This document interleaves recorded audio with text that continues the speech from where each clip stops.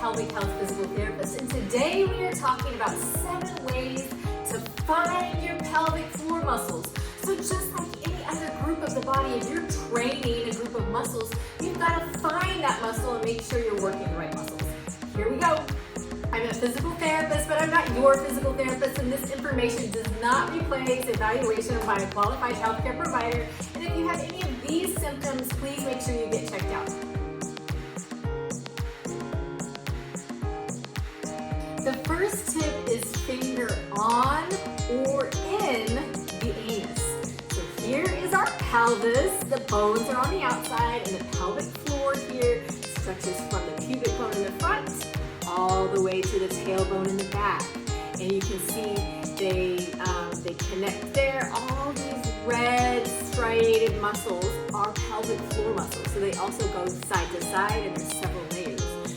So here is the anus. That's the vaginal opening, and that's the urethral opening where urine exits. So the anus is where poop and gas come out.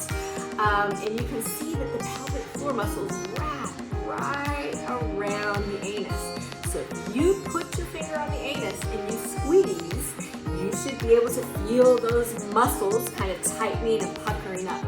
Same thing if you put your finger in the anus. I have another little model to demonstrate. So this is with skin on. So this is the vaginal opening, and then this would be the anus. So basically putting your finger on the outside or even putting your finger inside and squeezing. You should feel those muscles tighten and pull up and in. The second tip involves a mirror. So grab a mirror. It can be a handheld mirror like this. It could be a makeup, like a compact mirror. It could even be your phone using the selfie function. So grab a mirror, get in a comfortable private space. You're going to hold down your pants, hold down your underwear, make sure you have some good lighting, and you're going to use that mirror to reflect and to look at your anatomy. So you're looking at the vulva, you're looking at the anus, so that you can visualize what happens when you squeeze. This tip with the mirror is especially good for those people that may be a little bit squeamish about putting their finger on or in your anatomy, or if you're just not comfortable or you can't do it for whatever reason. This doesn't involve actually having to touch the anatomy right now. The third tip is using your hands kind of like a C, and you're going to sit on your hands and you're kind of scooping those hands up and into those deep pelvic floor muscles so that you can feel the muscles when they squeeze. Using this little model here, so here are the buttocks. This is what you would be doing. So scooping your fingers up and in and pushing in like that. Here's another model, our pelvis. So here's the sit bones. So you'd be scooping your hands like that, and then I'll demonstrate it with myself sitting on my pelvis. Okay, so here we are in a sitting position. So I'm sitting cross-legged, and I have my hands here like a C. So first off, I need to find my sit bones. So put your hands underneath your pelvis, kind of rock back and forth, and you should feel your bones smashing against your fingers in that position. And then you're going to take your hands and make it into a C. So going right inside the sit bone, right inside the sit bone, and pushing up and in like a C. It's kind of hard to see the C, but you get the point.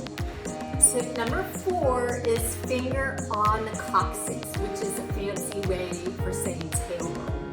So here's the pelvis, pubic bone in the front.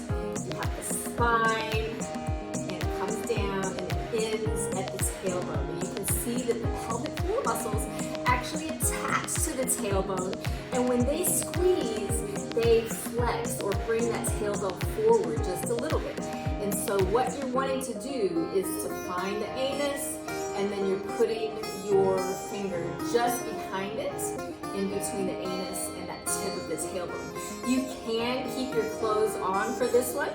So that's what it looks like on the actual pelvic model. Let's check out our other model here. So that's the vaginal opening. That's the anus, and so it would be right behind the anus.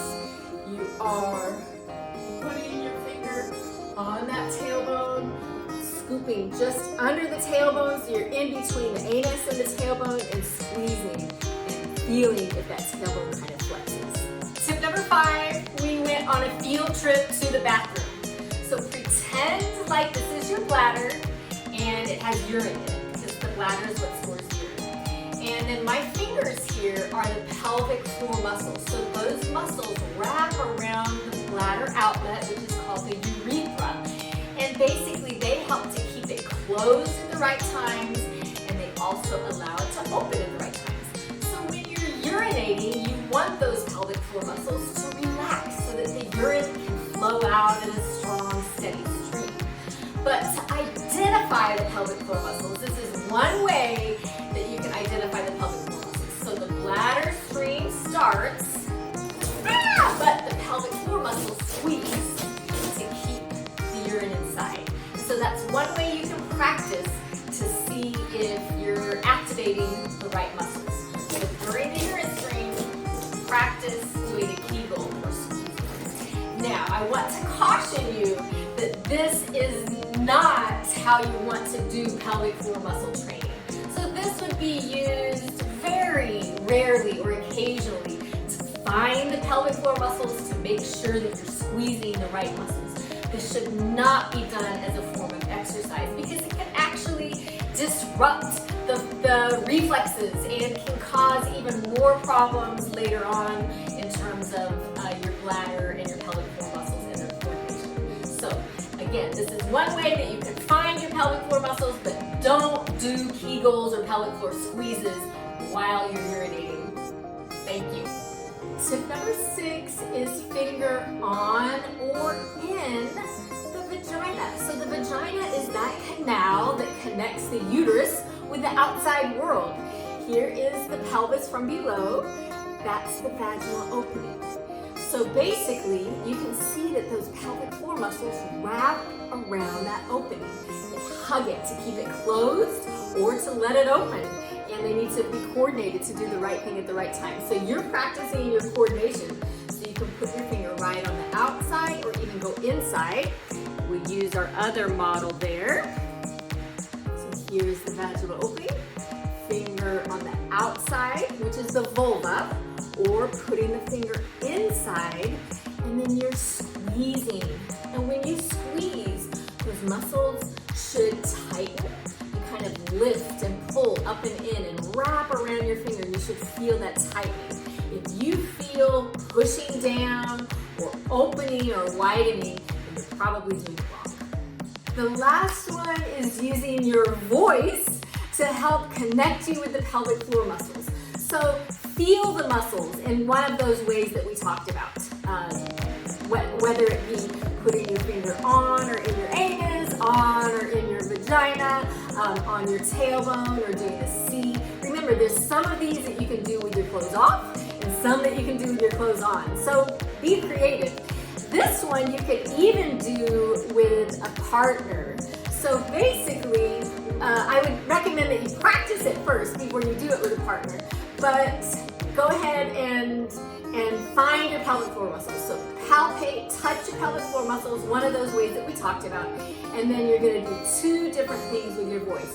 The first one is, and so when you do that eek sound, what happens to your pelvic floor muscles? What happens to those openings? They lift, they squeeze, that activates the pelvic floor muscles. But then when you say